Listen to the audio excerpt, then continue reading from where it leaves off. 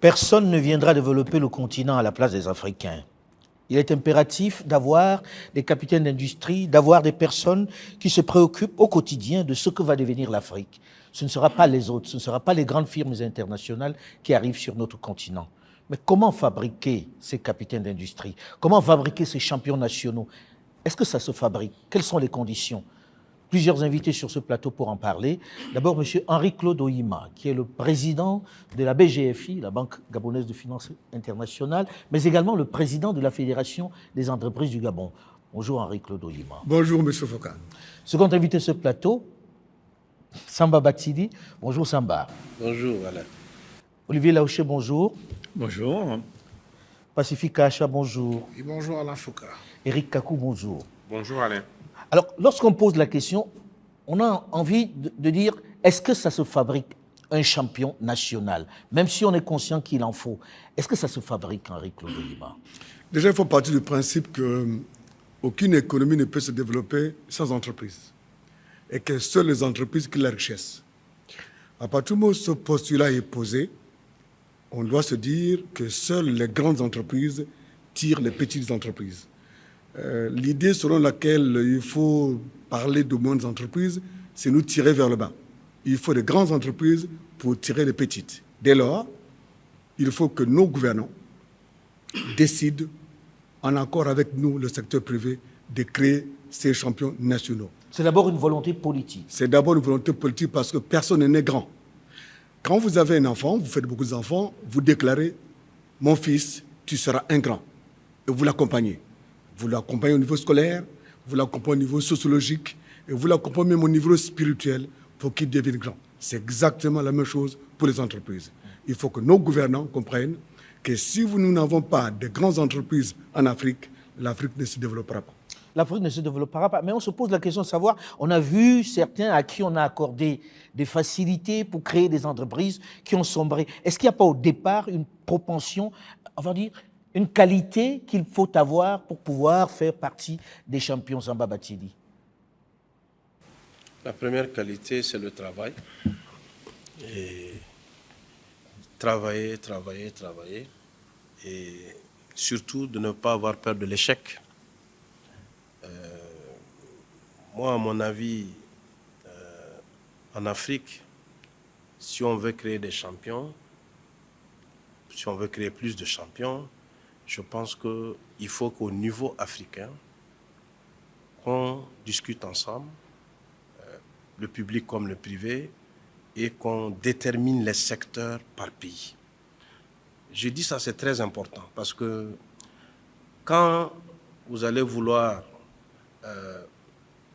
financer, par exemple, un projet dans telle industrie, et une industrie, par exemple, au Sénégal, et tu as une autre industrie en Afrique du Sud, et si c'est une industrie qui est tournée vers l'export, il faudra voir quel est l'avantage de cette industrie dans tel pays, ou pourquoi pas dans l'autre pays. C'est-à-dire, si on fait la cartographie de ce que chacun doit faire chez lui, parce qu'au niveau continental, chacun pourra apporter quelque chose et on va créer la masse critique. Parce que pourquoi telle industrie ne va pas être rentable, par exemple? Parce que s'il y a une industrie qui produit pour 50 millions d'habitants et en face, tu as en Chine une industrie qui produit pour 1 milliard d'habitants. Et on veut souvent que, au niveau prix, parce que le marché, c'est le prix souvent qui détermine le marché. Et donc, quelque part, il y a un travail à faire. Dieu merci. Mais moi, j'insiste sur le fait que, parce que là, vous allez déjà sur la question de la macro, mais lorsqu'on regarde nos États, notamment francophones, on a, c'est même pas un sentiment, on se rend bien compte que le marché est tenu par des firmes internationales, par des grandes firmes internationales, qui dictent un peu leur volonté, qui fonctionnent selon leur modèle. Est-ce qu'à partir de là, on ne doit pas se dire, il nous faut urgemment des capitaines qui représentent le pays, qui ont l'intérêt du pays? On a vu ça avec la Covid, qu'il y avait besoin de grands capitaines d'industrie. Est-ce qu'à ce moment-là, on ne doit pas dire, OK, on se réunit pour fabriquer les nôtres dans tel et tel secteur, comme vous le dites. Ok. Moi, je pense que c'est quelque chose qui peut se faire. Si vous prenez, par exemple, le cas, moi j'ai eu à discuter avec l'ex-ministre des Finances de Malaisie, que j'avais amené voir le président ATT en 2004. J'aime parler de cet exemple parce que c'est très concret. Allons-y vite parce que... Et dans l'audience, le président avait lu une note sur lui. Il dit, bon, monsieur le ministre, on me dit que vous êtes le parrain du miracle économique malaisien. Quelle est votre recette? Il dit au président, monsieur le président, ça va vous paraître banal, c'est très simple. On a mis l'accent sur deux choses, l'homme et l'homme. Le premier homme, on a mis plus de 40% de nos ressources dans l'éducation et la formation professionnelle. Ça, c'est le premier homme malaisien. Le deuxième homme, on a décidé de regarder par secteur avec une bonne sélection. Ils ont pris des entreprises locales qu'ils ont matchées avec des entreprises internationales parce qu'ils ont mis comme condition sine qua non pour pouvoir exécuter des marchés dans le pays ce mariage. Et c'est ce mariage qui, au bout d'une dizaine d'années, l'éclosion. Parce qu'il ne faut pas aussi qu'on se leurre.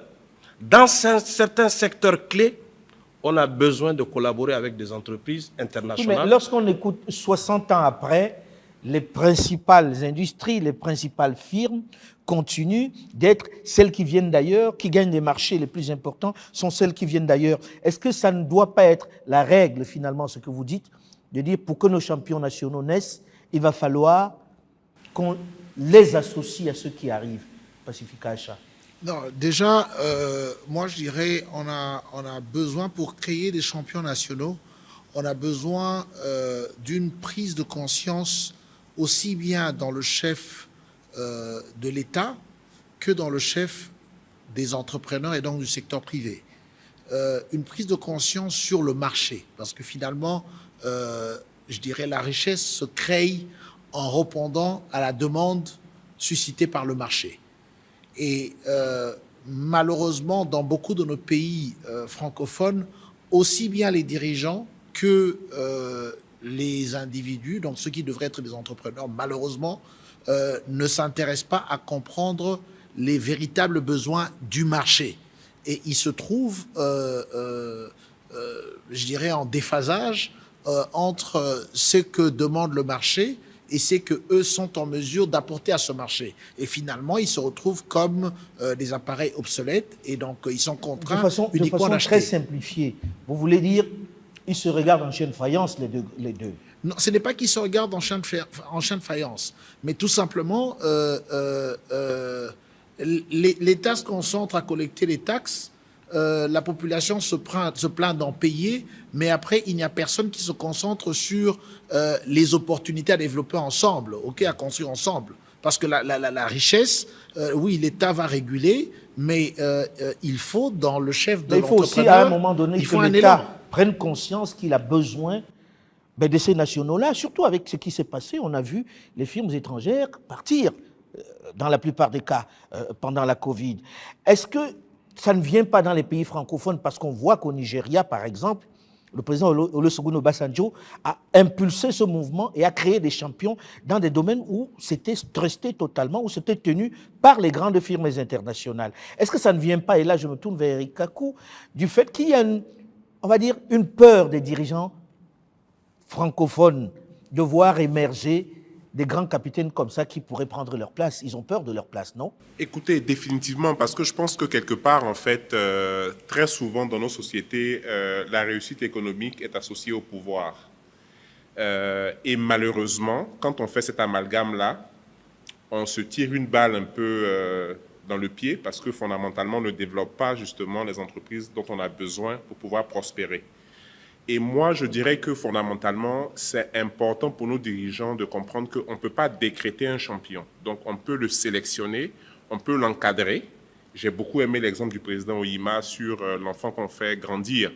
Mais c'est clair que 2 ou 3 ou 4 enfants de la même famille n'auront pas le même succès. Donc, je pense que la clé, c'est de sélectionner les gens, pas forcément par affinité, mais par rapport à leur talent et à leur capacité à performer. Mais il faut déjà intégrer le fait qu'il faille accompagner des gens. Je pense qu'il est essentiel. De toute façon, pourquoi est-ce que nos dirigeants devraient se contenter d'aller faire des voyages d'études? Quand nous, on part dans d'autres pays, on va avec un grand nombre d'entrepreneurs qui remplissent un avion pour aller faire un voyage d'études.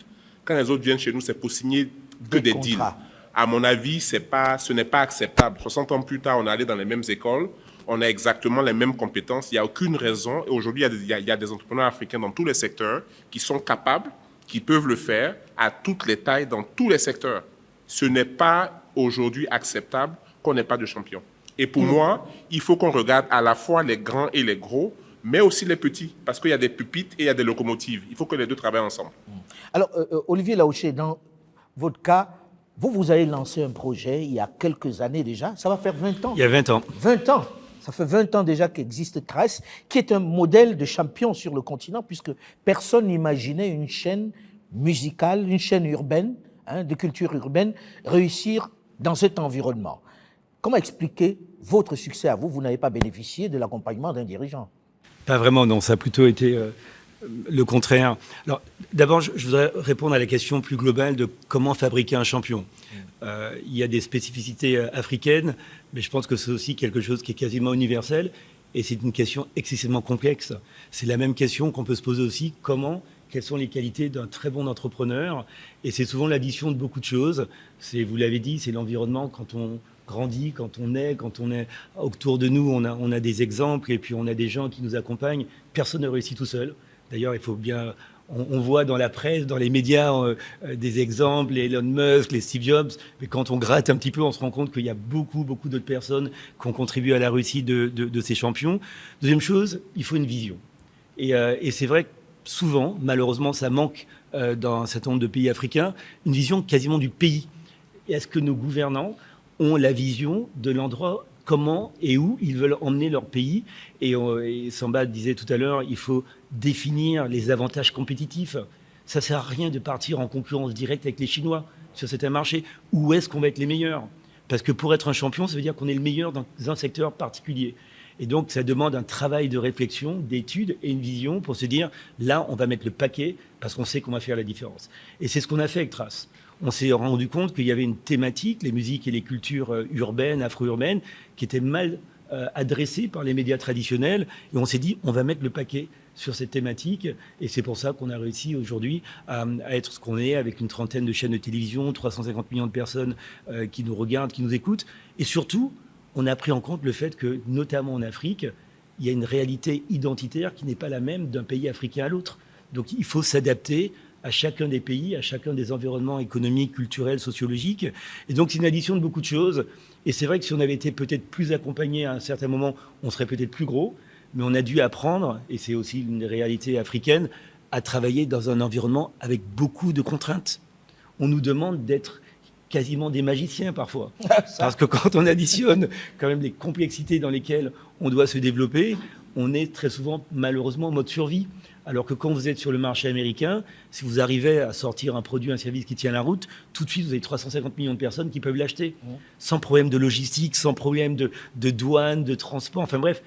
Ici, on additionne les complexités. Et je crois que le message qu'on voulait faire passer, qu'on veut tous faire passer, nous, les chefs d'entreprise, c'est demander aux autorités qui nous accompagnent et qui mettent les conditions de la réussite à un niveau qui soit plus favorable à nos réussites. Parce que sinon, on passe notre temps à nous battre contre des moulins à vent. Et voilà, qu'on ne devrait même pas avoir en face de nous. Alors, quand on regarde l'Afrique, c'est un énorme chantier où tout est prioritaire, où il y a tellement de choses à faire, même si en face, les autres fabriquent déjà pour nous. Si on vous posait la question ici, dans quel domaine faut-il rapidement accompagner des champions, rapidement fabriquer des champions? Le Nigeria a fait des choix, Il a fabriqué dans le domaine de la finance, dans le domaine de l'agriculture, etc. Aujourd'hui, globalement, dans quel secteur faut-il se concentrer, Henri-Claude Oyima? Je crois qu'on ne peut pas décréter comme ça. Chaque pays a une spécificité.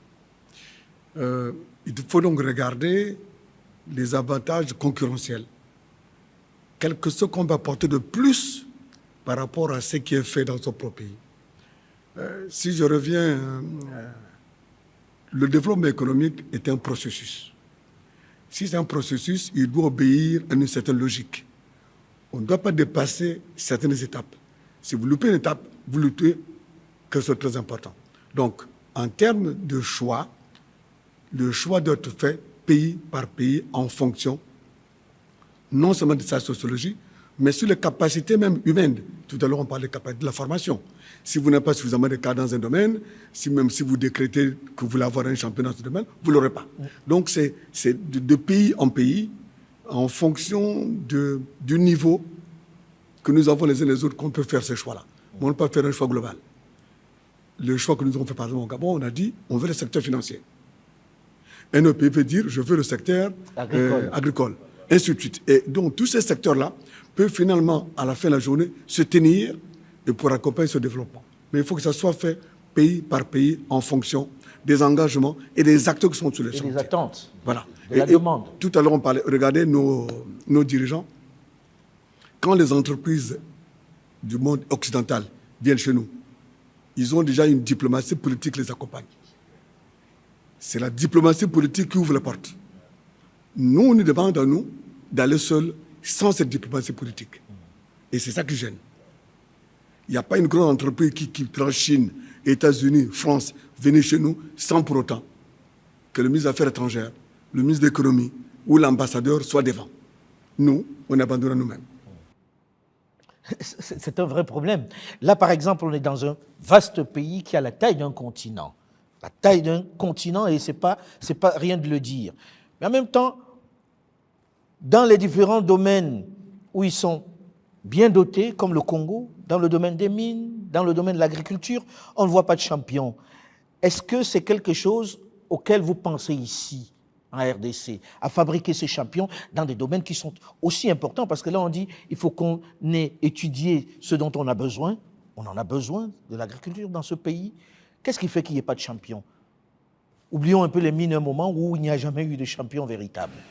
Disons que pour le cas de la RDC, le président de la République, Félix-Antoine Tshisekedi, en arrivant au pouvoir, a fait ce constat amer de constater que finalement, nos minéraux étaient plutôt une source de malédiction et de problèmes.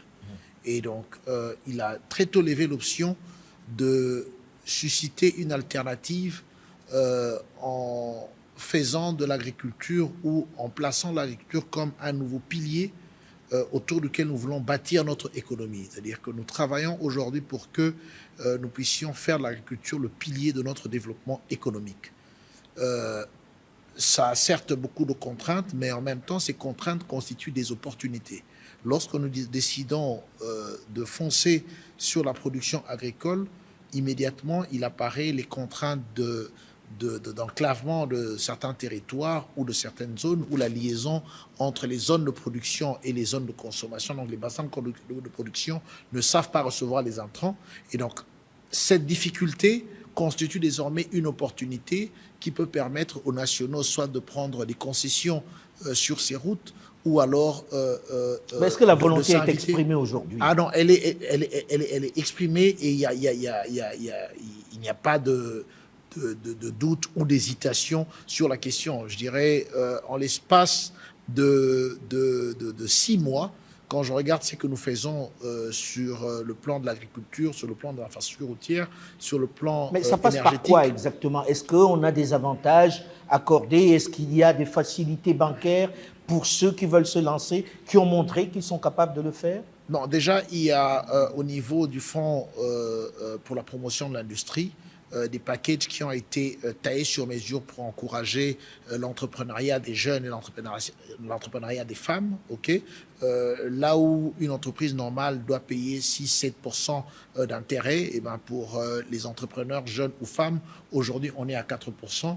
On est dans des exonérations. Mais là, est-ce que ça ne reste pas encore les petites entreprises, comme disait Henri Claude tout à l'heure? Est-ce qu'on ne peut pas faire un gros champion, un grand champion tout de suite, qui puisse être bon dans ce domaine-là et qui fasse peur à ceux qui arrivent, qui contractent avec les gros qui arrivent? Parce que le risque aussi, c'est que demain, il se passe la même chose dans les mines, dans l'agriculture que dans les mines. Je dirais, failing to plan is to plan your failure. En français, facile. C'est-à-dire que ne pas planifier, c'est planifier son échec. Et donc, décider ou décréter de faire des grandes entreprises sans que vous n'ayez au préalable étudié tous les paramètres ou tester les différents modèles ou les différents schémas que vous avez implémentés, c'est un risque. Et nous en avons connu des cas dans nos pays où des chefs d'État ont mis de moyens sur des individus ou sur des industries, mais qui ont fini par faire faillite parce que la planification ou les études de faisabilité n'ont pas été faites correctement. Ici, il est important, avant de lever une option, de s'assurer que les études et les paramètres ont été analysés suffisamment pour se donner les chances de réussite. Les gens continueront de dire, bon, on est en train de voir petit, comment on voit grand tout de suite? Est-ce qu'il n'y a pas moyen de voir grand tout de suite, Éric Kakou? Alors, moi, je pense que quand on a besoin d'un arbre aujourd'hui, le moment où on devait le planter, c'est il y a 30 ans. Donc, fondamentalement, ça fait maintenant 12 ans que j'ai créé mon entreprise. Ça prend du temps. Et avant de créer mon entreprise, j'avais de l'expérience, j'avais des garanties, j'avais tout ce que ça prenait. Mais ça m'a pris quand même 12 ans pour arriver à une équipe d'une centaine de personnes dans 15 pays. Ça prend du temps. Donc, je pense que ce temps-là, il est incompressible dans certains cas. C'est vrai que c'est dommage parce qu'on se rend compte maintenant que c'est urgent, qu'on aurait dû le faire il y a longtemps. Mais je pense quand même qu'il faut quand même considérer que ça prend du temps. Par contre, ce qu'on peut faire pour accélérer les choses, c'est quoi? À mon avis, c'est dans la taille des opportunités qu'on donne à ces champions-là. Donc, vous n'allez pas créer des champions en leur donnant des contrats de 1 million de dollars, 2 millions de dollars. Ça ne stimule pas l'imagination, ça ne permet pas vraiment à quelqu'un d'exprimer son talent. Parce que quand les gens se déplacent, qui viennent de Paris, de New York, d'Ankara, de Tokyo, je ne sais pas trop quoi, ils viennent de 300 millions de dollars. Ils parlent de 300, 400 millions de dollars. Aujourd'hui, on a la capacité technique, financière, humaine de structurer ce genre de projet-là. Quand on ne peut pas le faire seul, on peut le faire en joint venture. Je pense qu'aujourd'hui, il faut juste que nos dirigeants aient confiance. Moi, je me retrouve vraiment... C'est quelque chose qui est vraiment essentiel. Vous parlez, Henri-Claude. Ouais. On revient encore à cette question de volonté politique. Samba, quand vous regardez par exemple le Nigeria, comment expliquer le succès du Nigeria dans ce domaine-là, d'avoir fabriqué des Dangote, des Olimelu, bref, d'avoir fabriqué la douzaine de grands capitaines avec lesquels on est presque obligé de composer au Nigeria et qu'on ne puisse pas le faire? C'est effectivement ce que a dit M. Oima, c'est la volonté politique. Et j'ai été témoin à Lagos d'une réunion où j'étais assis avec Obasanjo, Mbeki et Dangote. Quand Obasanjo explique comment il a appelé Dangote très tôt le matin pour lui dire de venir à Abuja. Et quand il arrive, il lui pose la question pourquoi il ne fait pas l'usine de ciment. Dangote lui parle du problème d'abord du marché et puis aussi du financement. Il appelle le gouverneur de la Banque centrale, il lui demande combien de milliards on utilise pour acheter du ciment. Ça se chiffre en milliards. Il demande à Dangote l'investissement, c'est quoi? On parle de 200 et quelques millions.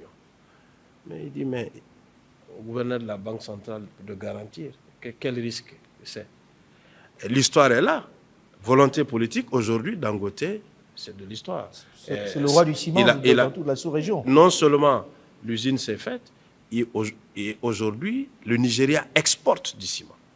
Donc, c'est une conjugaison des deux. Et ce que Eric disait, il faut qu'on arrête aussi de voir petit. Les grands vont tirer les petits. Parce que si tu prends une entreprise comme Dangote aujourd'hui, il a beaucoup de sous-traitants. Et moi-même, je le vois, il y a des pays, quand j'ai des marchés de 100 millions, 150 millions de dollars, je prends une centaine de sous-traitants. Ça fait vivre les petits qui grandissent. Les petits qui grandissent et qui apprennent. Parce qu'on apprend tous. Et donc, moi, je reviens, parce que moi, je suis un homme très pratique. Je ne suis pas trop dans les discours, pour ceux qui me connaissent. Je peux venir dans un pays, je comprends la situation, je sais ce qu'il faut faire et je vais sur le terrain. Si vous prenez la plupart de nos pays, On a beau vouloir créer des champions, mais si on ne réfléchit pas au niveau continental, je répète, L'intégration... ça va être difficile. Je vous donne un exemple très précis. Mon pays qui est le Mali. Aujourd'hui, les coûts de l'énergie, on est à peu près à 22 cents.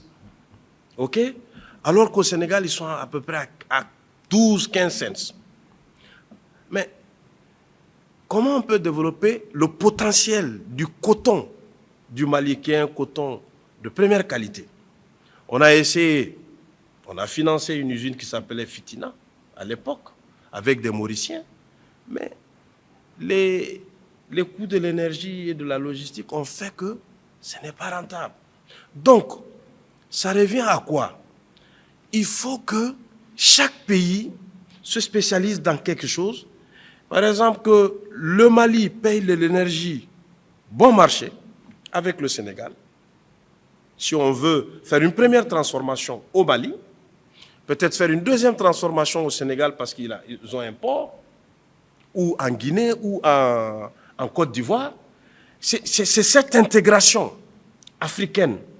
Tant qu'on ne fait pas ça, moi je vous dis, hein, on va investir dans beaucoup de structures. Au finish, on ne sera pas compétitif. Et quand on n'est pas compétitif, c'est le marché qui décide. Donc, il y a lieu pour nous, Africains, d'avoir un vrai débat. Société civile, secteur privé, les spécialistes, les consultants. Il y a des études déjà par pays. Qu'on s'assoit, qu'on regarde comment tout ça est financé et qu'on aille par étapes. On fait des quick wins dans certains secteurs. Je prends un exemple. Aujourd'hui, il parlait du secteur avicole. Je pense que si tu prends un pays comme le Congo, avec 100 millions d'habitants, c'est une aberration qu'on continue à importer du poulet. Du poulet, du poisson. Alors qu'aujourd'hui, l'État décide de mettre une caution, une garantie. On fait venir un grand groupe. Et on a essayé de faire ça dans un pays il n'y a pas longtemps. Et c'est-à-dire, on a saucissonné, il y a l'abattage, on a ceux qui s'occupent de l'abattage. On a appelé les gens qui importaient. On a dit, bon voilà, vous allez investir dans l'abattage. C'est une décision politique. Vous allez investir dans tout ce qui est aliment bétail. Parce que c'est une chaîne. C'est une chaîne. Et l'État apporte sa caution. Ce n'est pas les 50 ou 100 millions de dollars qu'on va mettre en garantie, qu'on peut perdre, même si on doit perdre. Mais ça va permettre de construire. Et je suis sûr, même si c'est bien fait, on ne va pas le perdre parce qu'il y a un marché qui est là.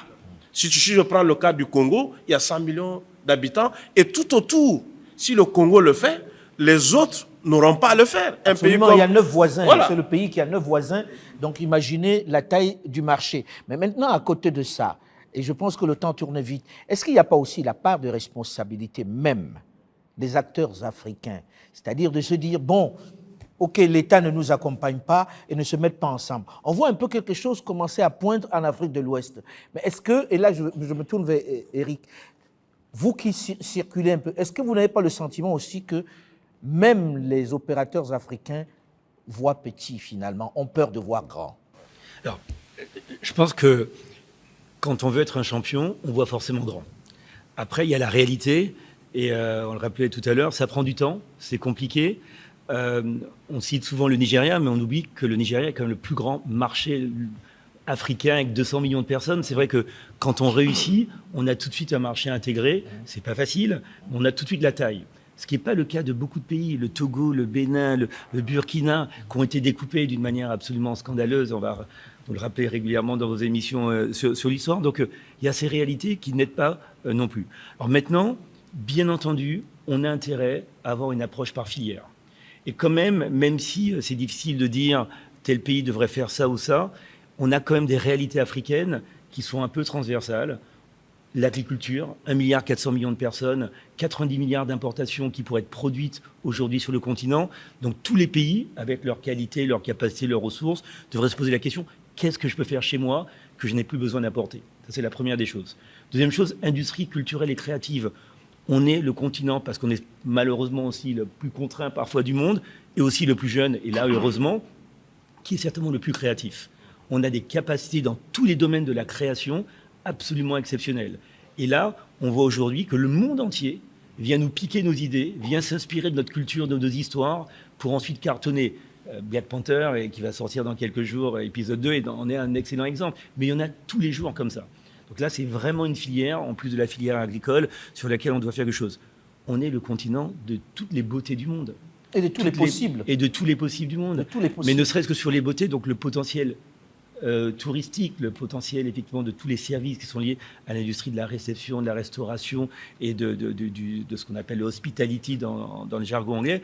Tout ça est absolument incroyable, avec une diversité sur le continent qu'on trouve nulle part ailleurs. Mais donc là, je donne 3 exemples. Beaucoup dans les discours, malheureusement. C'est-à-dire, de plus en plus, on se gargarise, on est le continent ceci, on est le continent ceci. Qui appuie sur le bouton? Non, mais il faut des fonds souverains. Mais il faut... Parce qu'on est fatigué d'entendre ça. Mais ça a déjà commencé. Alain. Mais il faut que ça change un peu plus vite je que pense ça. que ça a déjà commencé.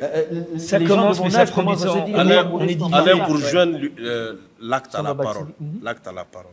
Il parlait de tourisme. Moi, j'ai fait le constat de ce continent. Il ne faut pas aller par 4 chemins. Quand tu regardes le continent, on fait du tourisme chez les autres. On envoie nos enfants à l'école ailleurs. On va se soigner ailleurs. Des choses basiques que toute personne qui a de l'argent fait. Si on change un peu la mentalité, n'allons pas loin, on n'a pas besoin d'avoir un PhD en économie ou en... Non. On se dit, voilà le continent, on est 1,3 milliard. Je l'ai dit il n'y a pas longtemps à une réunion Union africaine qui parlait de tourisme et d'investissement. Mais en même temps, ils prennent l'avion pour aller passer J'ai dit, il y a 2 problèmes. Si aujourd'hui, on arrive seulement à se dire qu'on alterne, même s'il faut décréter, parce que souvent aussi il faut la force, que une année en vacances ailleurs et une année en Afrique. Ça va créer quoi? Parce que dans le débat, tout le monde se plaignait. Le coût des billets, le coût des taxes d'aéroport. J'ai dit, voilà qu'est-ce qui manque chez nous, c'est de créer un marché. Comment on va créer un marché? Le chiffre du tourisme en Afrique, c'est à peu près 80 et quelques milliards de dollars. Non, 88 millions de touristes, 47 milliards de dollars. Ça, c'est les chiffres. Mais dans ces 88 millions, presque la moitié vient d'ailleurs. Donc, c'est des touristes étrangers. Tout à fait. Maintenant, si on décidait de faire du tourisme intra-africain, 10% de la population africaine, c'est-à-dire 130 millions, qui viennent sur le marché du tourisme, c'est juste une question de patriotisme. Absolument. Ou dire que, bon, quand je vais visiter mon voisin, c'est du patriotisme, je crée de l'emploi et je sécurise aussi mon voisin. Donc, si on arrive à faire ça, le marché qui se crée, quand le marché se crée, les financiers qui sont à côté, ils vont financer. Si demain on voit que les hôtels font du 110%, on va tous financer les hôtels. Justement, je reviens, Alain, c'est très important ce que je dis. L'aéroport, par exemple l'aéroport de Dakar, je sais qu'il y a une taxe d'à peu près 100 € qui a été mise pour financer l'aéroport. C'est à peu près 2 millions de passagers. Mais si demain, on double le nombre de passagers, ils peuvent réduire la taxe à 50. Donc, le coût de l'aéroport, le coût du billet, ça va et les infrastructures, un peu plus voilà, il faut créer le marché. Voilà. Mais là, je me tourne vers le banquier, vers le financier. On dit aussi que vous êtes les plus frileux. Je sais que dans votre cas, la BGFI travaille à faire des champions, à financer un certain nombre de champions. Mais est-ce que, globalement, les banques, les financiers jouent leur rôle dans ce domaine? Est-ce qu'elles n'attendent pas trop les politiques? Elles auraient pu impulser ce mouvement, non? Non, il faut comprendre, quand on parle des banques frileuses, on ne parle pas de banques africaines. Ouais. Les banques africaines ne sont pas frileuses parce qu'elles connaissent le marché africain et elles connaissent les acteurs africains. Les banques qui sont frileuses, ce sont les banques non africaines. Donc, travaillons avec les banques africaines. Donnons aux banques africaines les moyens. Et ces banques africaines, pour avoir les moyens, c'est quoi? Quels sont les premiers acteurs dans nos économies? Ce sont les États. Est-ce que les États domicilient leurs recettes dans les banques africaines? Ah. Non? Non. Moi, je croyais qu'elles domicilièrent leurs comptes. Non. Il faut qu'on arrive à... On parle de patriotisme économique. Mais il faut déjà que les États fassent confiance d'abord aux banques africaines. Comment les autres sont devenus forts? Elles sont devenues fortes parce que l'acteur principal, qui sont les États, domicilient leurs recettes dans ces banques-là. Et vous allez voir, les banques africaines seront beaucoup plus fortes et accompagneront tout le projet. Nonobstant cela, aujourd'hui, quand nos États ont des projets d'investissement, elles se tournent régulièrement vers l'extérieur et pas vers les banques africaines. Et les banques africaines aujourd'hui ont le savoir-faire, ont la capacité de les accompagner. Donc notre problème aujourd'hui, c'est la peur. La confiance. La confiance, c'est créé lorsqu'on n'a plus peur. Il ne faut pas que les États, les gouvernants aient peur des hommes d'affaires, parce que qui dit homme d'affaires dit argent. Qui dit argent dit pouvoir. Et là, vous avez deux pouvoirs qui s'opposent. Le pouvoir politique et le pouvoir économique. Les hommes d'affaires doivent travailler ensemble. Voilà. Les hommes d'affaires ne sont pas intéressés par la politique. Si nos politiciens comprennent ça, on va avancer. Les deux côtés ont peur l'un de l'autre. Les hommes d'affaires ne réussiront pas sans le politique. Et le politique ne fera pas une bonne politique si vous n'avez pas une bonne économie. Alors là, on est au Congo, pays laboratoire. Aujourd'hui, on met un accent sur l'agriculture. Pacifique Acha, est-ce qu'aujourd'hui, on peut se dire que dans 3-4 ans, puisqu'on parle de temps qu'il faut, on aura de vrais capitaines d'industrie qui ici permettent, par exemple, la filière avicole dont parlait encore Samba à l'instant, de faire qu'on n'importe plus ce type de produit quand même. Non, au niveau de la... C'est une ineptie parce qu'il y a le marché. Au niveau de la RDC, les champions que nous regardons et que nous souhaitons avoir, je dirais, ou compter parmi nos compatriotes, doivent être là pour tirer les plus petits. Nous mettons un focus sur les petites industries. Mais vous êtes appuyé sur l'exemple nigérien. Justement, j'en viens. Aujourd'hui, je dirais, nous sommes dans des discussions très avancées avec le président Obasanjo pour qu'il nous emmène ces champions. Et d'ailleurs, il était prévu dans le cas de Makutano que nous puissions avoir ici à Kinshasa le président Obasanjo avec la douzaine des champions qui font le Nigeria, qui font parler d'eux à travers le continent. Mais quel était l'objectif? L'objectif était d'obtenir un mentorship, n'est-ce pas, de ces champions créés par le président Obasanjo, je dirais en faveur des nationaux qui essayent dans cet environnement, mais on sent qu'il manque une formule ou un détail pour que la sauce prenne. Mais de l'autre, parle de pays laboratoire. Mais de l'autre côté, également, le fait de faire venir le président Obasanjo, c'est pour qu'il mette sur la table ce qu'a été finalement sa recette pour que les politiques également soient en mesure de comprendre on va la tendre dynamique. l'oreille à ça et on ira le voir bientôt pour qu'il nous donne cette Non, il vient, formule-là. il est en train de venir, il arrive, il sera là le 30. On s'organisera le 30 pour octobre, en il sera à discuter avec Kinshasa. lui. Malheureusement, le temps tourne vite, mais j'ai envie de poser une dernière question. Éric, vous qui sillonnez l'Afrique dans ce sens, dans le sens de dire on veut aussi des champions. Aujourd'hui, est-ce qu'il y en a qui ont émergé en dehors des pays anglophones, dans les pays francophones, qui pourraient être montrés en exemple aujourd'hui? Absolument. Je pense qu'il y a pas mal de secteurs en fait où il y a des acteurs qui font d'énormes différences. Moi, vraiment, c'est qui m'inspire. Parce que quand on parle des champions, très souvent, on parle que des gros. Il y a aussi des petits. On a lancé un programme au Gabon il n'y a pas très longtemps avec le Fonds souverain.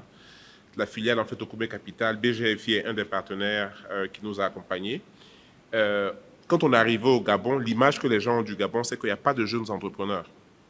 On a Ce peu qu'on de a vu temps, sur le on n'a terrain, pas c'est le temps de faux. développer. Donc, du coup, clairement, oui. Ces champions-là sont là aujourd'hui.